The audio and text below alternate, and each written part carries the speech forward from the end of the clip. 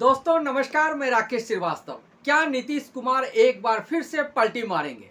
क्योंकि ये सवाल इसलिए पैदा हो रहा है क्योंकि पिछले 24 घंटे में जिस तरह के घटनाक्रम पटना और बिहार की राजनीति में देखने को मिला, उसके बाद ऐसा लग रहा है कि नीतीश कुमार हो सकता है कि चुनाव से पहले एक बार फिर से पलटी मारे।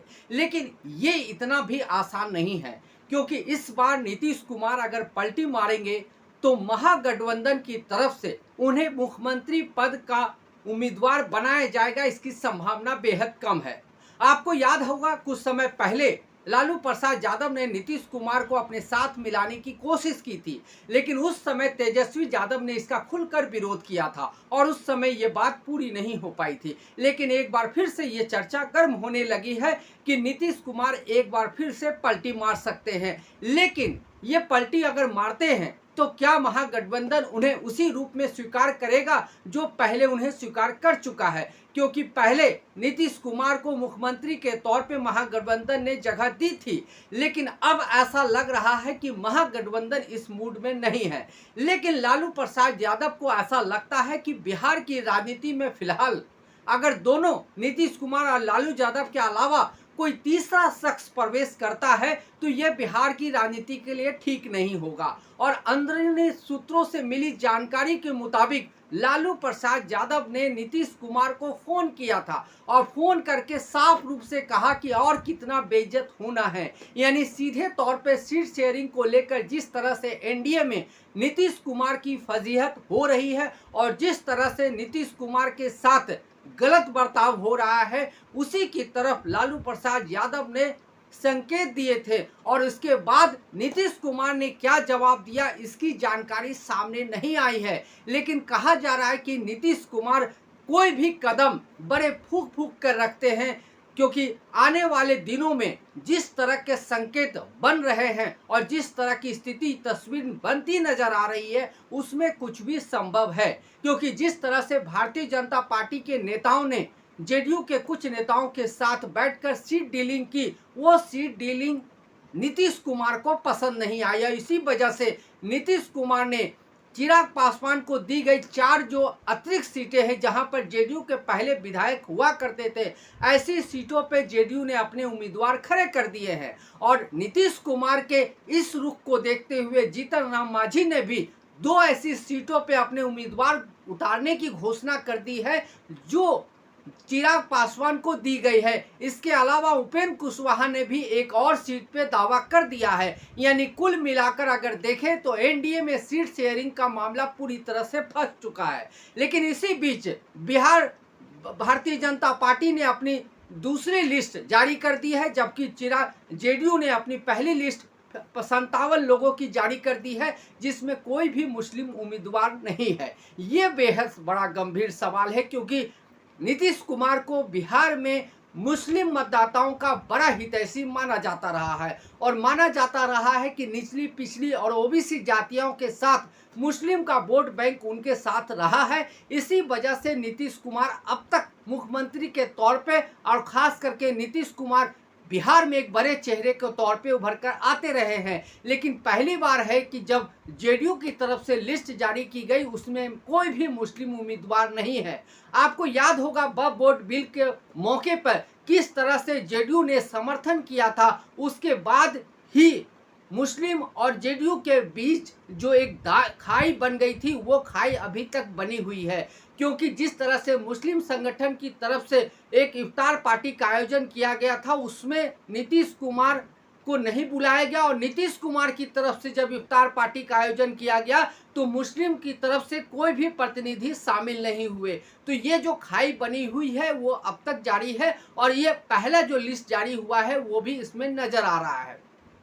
तो 2 तरह की बातें सामने आ रही है। पहला कि नीतीश कुमार एनडीए में पूरी तरह से अलग थलग पड़ गए हैं, क्योंकि वो जितनी सीटें चाहते थे उतनी सीटें उन्हें नहीं मिली और उनकी सीटों पर चिराग पासवान को उनके जो उम्मीदवार हैं उनको मौका दे दिया गया। इसकी वजह से जेडीयू ने अपने तरफ से उम्मीदवार उतार दिए हैं। तो ऐसी सीटों पे अब किस तरह की लड़ाई होगी आप समझ सकते हैं। एक तरफ चिराग पासवान के उम्मीदवार होंगे, दूसरी तरफ जेडीयू के उम्मीदवार होंगे, जबकि दोनों ही एनडीए के गठबंधन के सहयोगी हैं। ऐसे में ये फाइट कैसी होगी और इसका असर एनडीए गठबंधन पर कितना पड़ता है ये भी देखना होगा। लेकिन जिस नीतीश कुमार के साथ मुस्लिम मतदाता रहते थे, वो मुस्लिम मतदाता अब ऐसा लगता है छिटक चुके हैं। इस बात को भांपते हुए जेडीयू की तरफ से किसी भी मुस्लिम उम्मीदवार को मौका नहीं दिया गया है।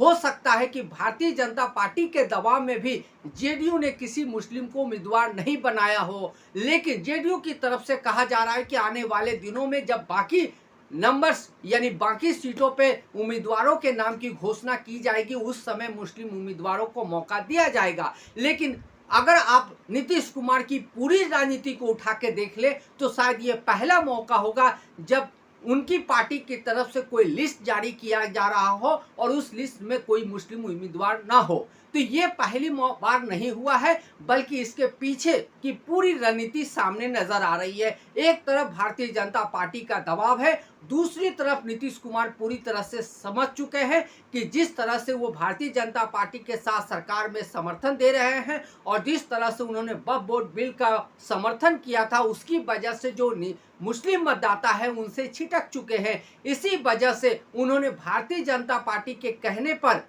अपने जितने 57 उम्मीदवार उतारे हैं उसमें से किसी भी मुस्लिम चेहरे को मौका नहीं दिया है। लेकिन बिहार की राजनीति में सिर्फ इतना भर नहीं है, इस तरह की चर्चाएं भी सामने आ रही है कि नीतीश कुमार एक बार फिर से पलटी मार सकते हैं। फिलहाल इसे कंफर्म करना मुश्किल है, लेकिन नीतीश कुमार की पूरी राजनीति को अगर उठा के आप देख ले तो आप समझेंगे कि जहां पर भी वो असहज महसूस करते हैं उस जगह से वो खुद को दूर कर लेते हैं। और फिलहाल एनडीए में वो खुद को असहज महसूस कर रहे हैं, क्योंकि उनकी तमाम कोशिशों के बावजूद उन्हें 101 सीटों पे ही रोक दिया गया। जबकि लंबे समय से नीतीश कुमार ये मांग करते रहे हैं कि बिहार में उन्हें बड़े भाई जैसा भूमिका दी जाए या बड़े भाई की तरह सम्मान दिया जाए। लेकिन बिहार में भारतीय जनता पार्टी के साथ जेडीयू जुड़वा भाई बन चुकी है, क्योंकि दोनों को ही समान सीटें मिली है। और इस सीट से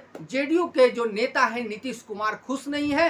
खास करके चिराग पासवान को 29 सीटें दिए जाने से नीतीश कुमार खासे खफा है। इसी वजह से चिराग पासवान को दी गई 4 सीटों पे जेडीयू ने अपनी तरफ से उम्मीदवार खड़े कर दिए हैं। और इसके अलावा जो पिछले 24 से लेकर 36 घंटे की बात अगर कर ले तो कई बार अमित शाह नीतीश कुमार को फोन लगा चुके हैं, लेकिन नीतीश कुमार ने फोन नहीं उठाया।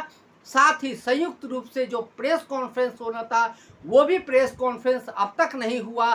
पार्टियां अपने अपने स्तर पर उम्मीदवारों को सैंपल दे रही है, टिकट दे रही है और नामांकन का काम चल रहा है। लेकिन खुलकर चारों पार्टियां जो साथ में बैठकर प्रेस कॉन्फ्रेंस करने वाली थी वो प्रेस कॉन्फ्रेंस अब तक नजर नहीं आया है। ऐसे में लगता है कि भारतीय जनता पार्टी जेडीयू दोनों के गठबंधन के बीच जो कुछ भी इशू है वो अब तक सॉल्व नहीं हुआ है और आने वाले दिनों में ये मसला चुनाव तक जाते जाते और भी गंभीर हो सकता है, क्योंकि इस बार का चुनाव दूसरे चुनाव की तुलना में बेहद अलग है। इस बार उन्हें सिर्फ बिहार में विकास की राजनीति ही नहीं करनी है, बल्कि प्रशांत किशोर जैसे एक नेता जिन्हें 13.3% वोट शेयर दिखाया गया है मौजूदा सर्वे में, वो भी बड़े दावेदार है। उन्होंने दावा ठोक दिया है कि 150 सीटों का लक्ष्य उनका है। लेकिन सवाल ये उठ रहा है कि इन सब के बीच कहां पर जेडीयू खड़ी है और कहां पर भारतीय जनता पार्टी खड़ी है।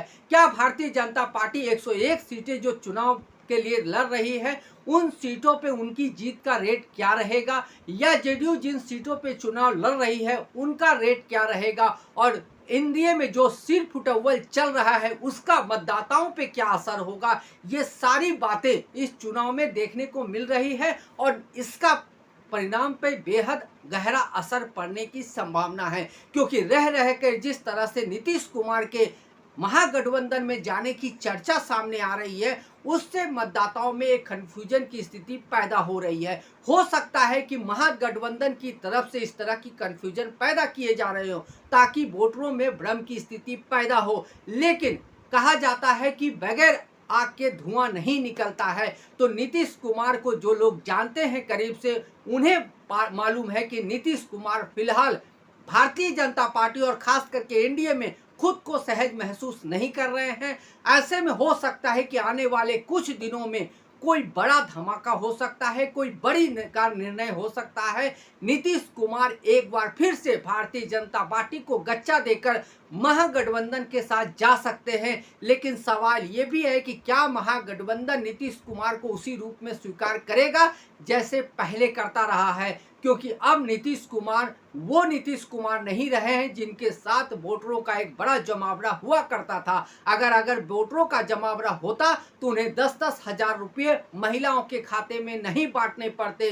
पिछले 2 महीने में जिस तरह से तमाम विकास योजनाएं चलाई गई और जिस तरह से पैसे बांटे गए हैं, उसे देखकर लगता है कि भारतीय जनता पार्टी, जेडीयू और एनडीए को पता है कि धरातल पे उनकी स्थिति क्या है और इसी को पाटने के लिए पैसे बांटे जा रहे हैं। ऐसे में आने वाले कुछ घंटों में, अब मान लेते हैं 48 घंटों में क्या कुछ होता है, ये देखना महत्वपूर्ण होगा, क्योंकि नीतीश कुमार ने अब तक जुबान नहीं खोली है और जब वो जुबान खोलेंगे तो बिहार की राजनीति में निश्चित रूप से कोई नया धमाका हो सकता है। आज के लिए बस इतना ही। अगर आप हमारे श्रोता हैं तो आप हमें जरूर लाइक और सब्सक्राइब करें। तब तक के लिए नमस्कार।